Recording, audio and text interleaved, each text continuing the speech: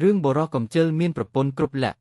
មានរឿងព្រេងមួយដំណាលថាមានបរោះកំជិលម្នាក់មានប្រពន្ធគ្រប់លក្ខមានកិរិយាមាយាទល្អចេះគោរពប្រណិប័តប្តីតាំងពីបានគ្នាជាប្តីប្រពន្ធមកបរោះកំជិលចេះតែពីដេកដល់ឃ្លានបាយទើបក្រោកឡើងស៊ីរួចដេកទៅវិញសូម្បីឆ្នាំជក់ក៏ប្រពន្ធមួដែលប្រពន្ធជាមនុស្សគោរពប្រណិប័តប្តីមិនមានពាក្យអាក្រក់ទៅលើប្តីសោះលើកបាយទឹកនិងរបស់អ្វីឲ្យប្តីសុទ្ធតែសំពះដល់ទៅយូរទៅមានសេចក្តីក្រីក្រខ្លាំងណាស់នាងនោះរកអ្វីចិញ្ចឹមពុំបានសោះឡើយថ្ងៃមួយនាងរៀបស្លា5ម៉ាត់បារី5ចូលទៅក្រាបសំពះប្តីហើយថាខ្ញុំសុំទោសអ្នកប្តី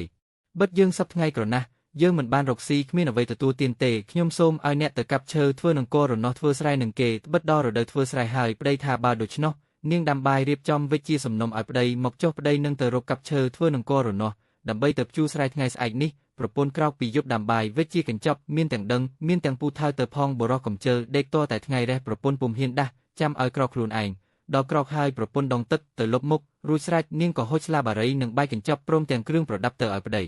បរោះនោះក៏ចុះពីលើផ្ទះទៅចូលក្នុងព្រៃរកឈើបានឃើញឈើមួយដើមមានមែកសាខាំលប់ត្រជាក់ក៏ដាក់បាយសំណុំដឹងពូថៅហើយដេកគង់អន្ទាក់ខ្លាមើលទៅលើនិយាយតែម្នាក់ឯងថា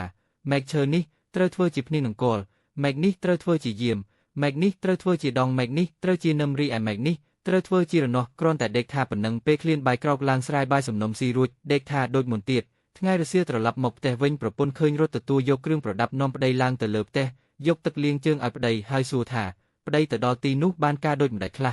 ប្តីថាមិនទាន់បានទេនាង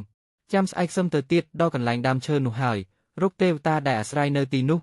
បរោះកំជិលថាដូច្នោះក៏ភ័យខ្លាចរកកន្លែងនៅគ្មានក៏គិតគ្នានឹងតាមទៅវាសម្រាប់បរោះកំជិលនោះឲ្យស្លាប់នៅមាត់ចណ្ដាលផ្ទះកុំឲ្យវាមកកាប់ឈើនេះបានបរោះនោះក៏ត្រឡប់មកផ្ទះវិញរកទេវតាតាមមកដល់មាត់របងឃើញប្រពន្ធរត់ទៅទទួលប្តីដល់មាត់ចណ្ដាលយកទឹកលាងជើងប្តីដោយសេរីសួស្តីប្រពន្ធនោះទេវតាចូលមិនចុះមិនហ៊ានវាបរោះនោះរួចពីអន្តរាយក៏ឡើងទៅលើផ្ទះប្រពន្ធសួរនិយាយដូចមុនទៀតថាមិនហើយប្តីឆ្លើយថាបានសពគ្រប់អស់ហើយព្រឹកនឹងខ្ញុំទៅកាប់បង្ហើយនាងទេវតាភ័យណាស់និយាយគ្នាថាបរោះនោះមុខជាកាប់ហើយព្រឹកនេះហើយបន្ទាប់មកក៏នាំគ្នាមកនិយាយអង្វរថា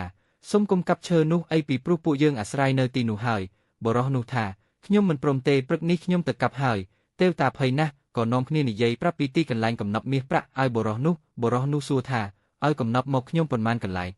ទេវតាថា2កន្លែងឯណោះបរោះនោះថាខ្ញុំមិនព្រមទេបើបាន4កន្លែងទៅព្រមហើយឲ្យដាក់ឈើសម្គាល់ឲ្យផងទេវតាក៏ព្រមធ្វើតាមកុំឲ្យតែកាប់ដើមឈើនោះបរោះនោះថាបើដូច្នោះខ្ញុំលែងកាប់ហើយក៏ប៉ុន្តែព្រឹកនេះខ្ញុំទៅកោះកំណប់នោះហើយទេវតាថាទៅចុះខ្ញុំដោតឈើសម្គាល់ទុកព្រឹកឡើងប្តីប្រពន្ធនាំគ្នាទៅកោះកំណប់ដែលទេវតាក្នុងកំណប់មួយកន្លែងទាំងពីរអ្នកប្តីប្រពន្ធត្រូវជញ្ជូន3ថ្ងៃបានសុទ្ធតែមាសនិងប្រាក់ចាក់គោពេញផ្ទះនាងនោះក៏រៀបចំដាក់ហឹបដាក់ឡាំងមិនឲ្យអ្នកណាឃើញហើយក៏ជួជាងឲ្យធ្វើគ្រឿង